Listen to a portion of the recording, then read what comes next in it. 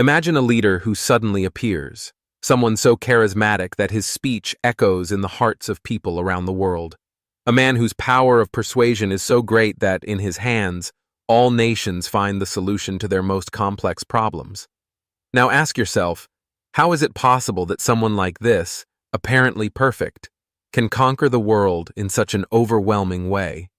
Have you ever stopped to think about what would make someone blindly trust such a powerful figure? What would it take to convince billions of people that, finally, all global challenges are about to be solved? It seems too good to be true, doesn't it?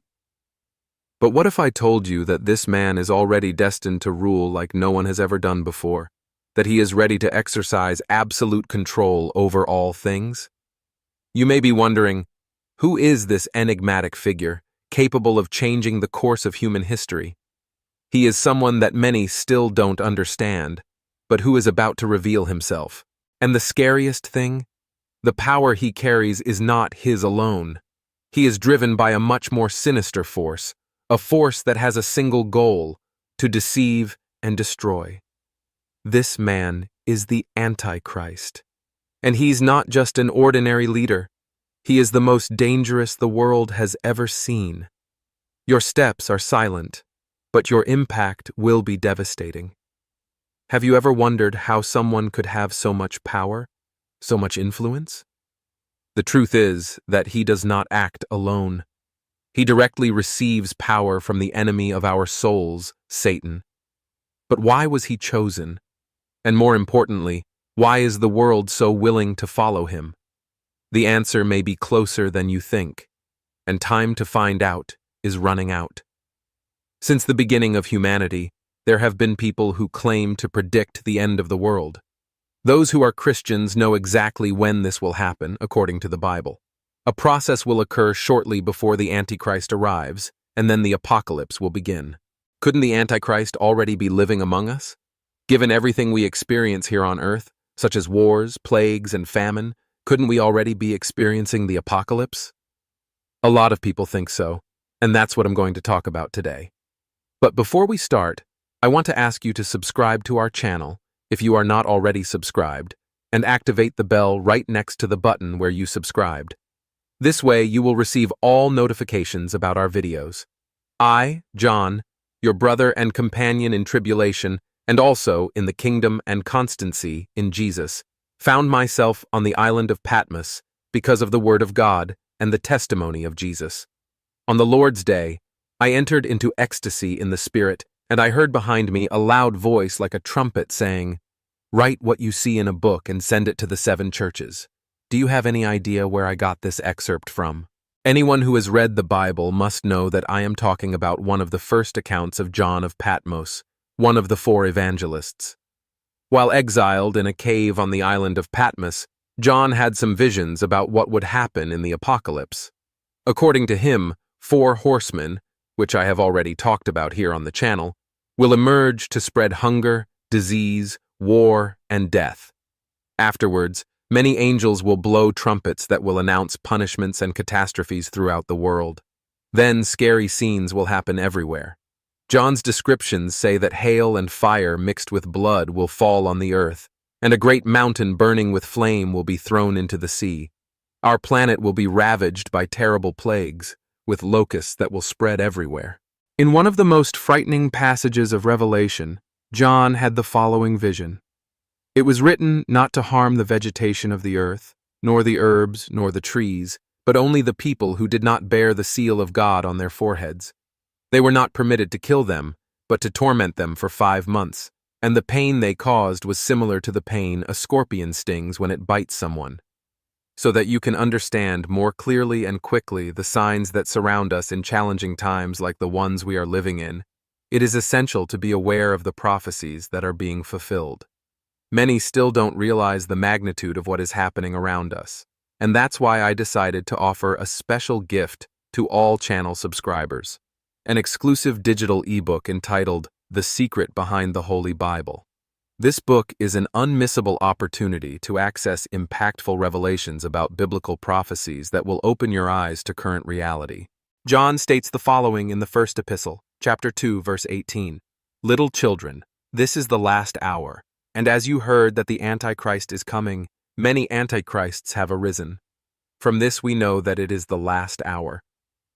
The word Antichrist in its original sense can have two meanings. One is against Christ, in the sense of a person or a certain power being in opposition to the work of Christ. The second meaning is instead of Christ, which in this case would be in the sense of a person or a certain power taking the place of Christ or trying to impersonate him. It was also revealed that, in addition to the coming of a special Antichrist, other Antichrists may emerge over the years. In the first epistle of John, chapter 2, verses 19 and 26, the following is stated: "They went out from among us, but they were not of us.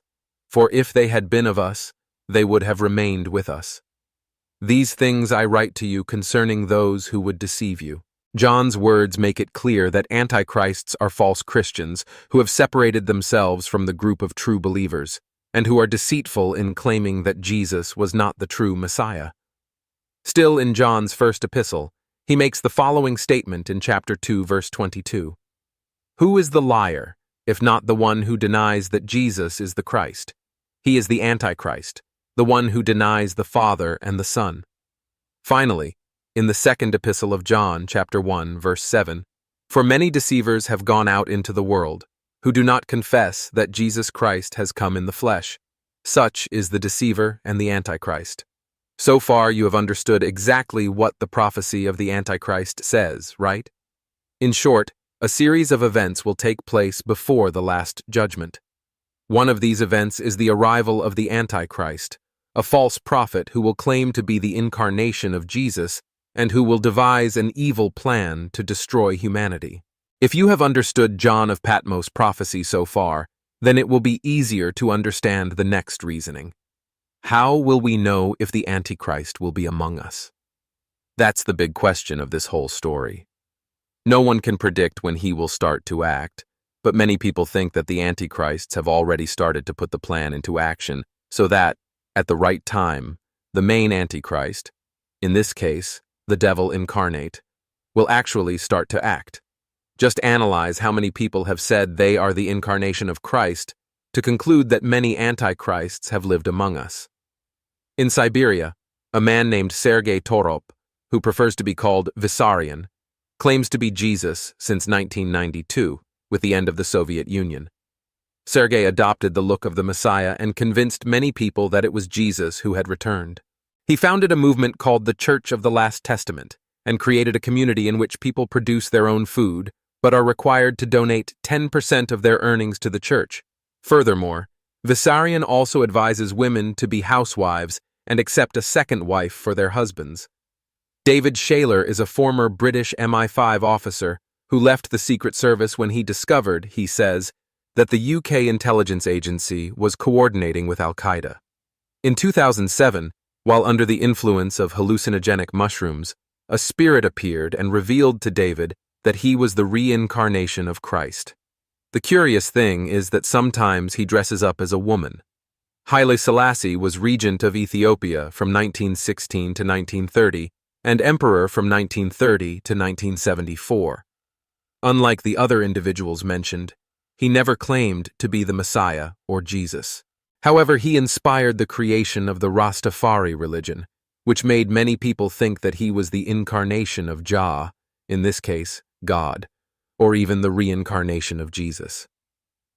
Jim Jones was the founder and leader of the People's Temple sect. If you know the story of this false Messiah, you must know how tragic this case ends.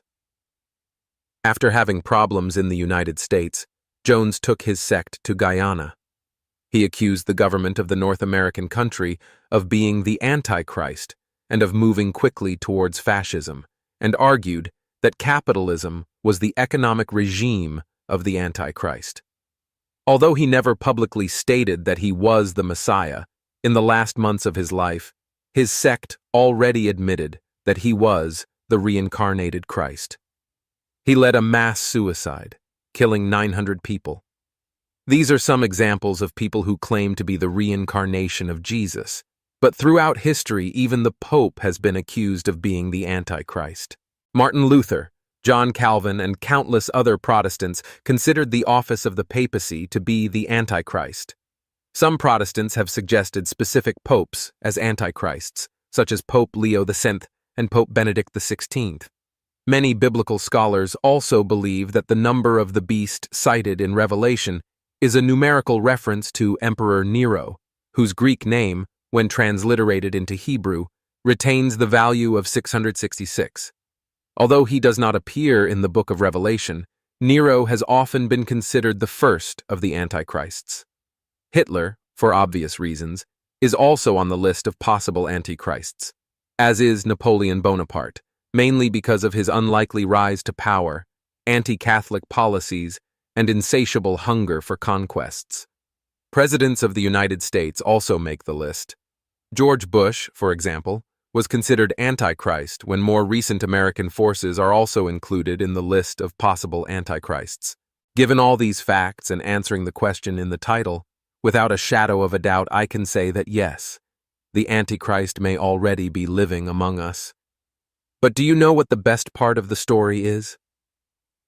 According to the scriptures, please, despite all the evil that the Antichrist can do against humanity, in the end he will be defeated by the armies of God under the leadership of Christ.